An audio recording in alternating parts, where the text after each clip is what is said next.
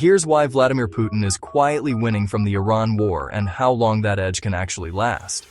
The timeline first. The new Iran war kicked off on February 28, 2026 after last year's 12-day war. In less than 2 weeks, oil prices jumped over 40%. That spike is a jackpot for the Kremlin. Russia sells a lot of oil. When prices surge, Moscow's war budget swells. Fast. Reports describe Putin as having won the lottery. Prices are way up, and sanction pressure in practice looks wobblier when buyers scramble for supply. Cash isn't the only upside. The war pulls Western attention weapons diplomacy away from Ukraine. European leaders are blunt. So far, Russia looks like the only winner. More energy income, fewer missiles and shells headed to Kiev, less global focus on the Ukrainian front. And you can see the shift. Washington's energy is now split between two major crises. Even US-brokered Ukraine peace talks were pushed back as the Iran situation escalated. The first 100 hours of strikes cost the US roughly $3.7 billion, mostly unbudgeted. That's bandwidth and money not available elsewhere. Meanwhile, Moscow is not just watching. US officials say Russia has been sharing locations of US forces in the region with Iran. Why does that matter? Iran has very few military-grade satellites. Russia doesn't have that problem. Its surveillance network, think round-the-clock optical imagery, radar imagery, can feed Tehran precise data it couldn't collect alone. That improves Iranian targeting and increases uncertainty for the US. On top of intel, Russia-Iran military ties are deepening.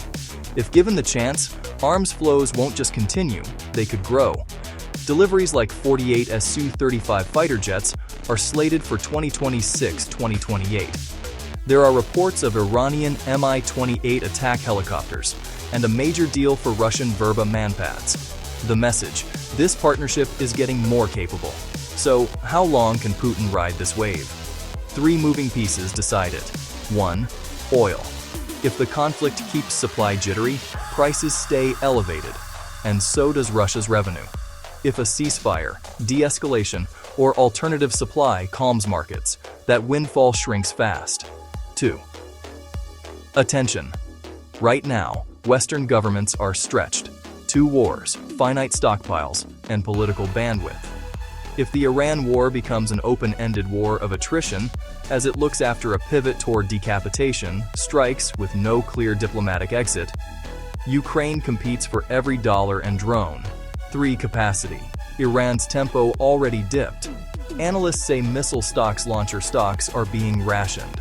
If Iran struggles to sustain operations, the conflict's intensity could decline, softening oil prices and reducing the distraction.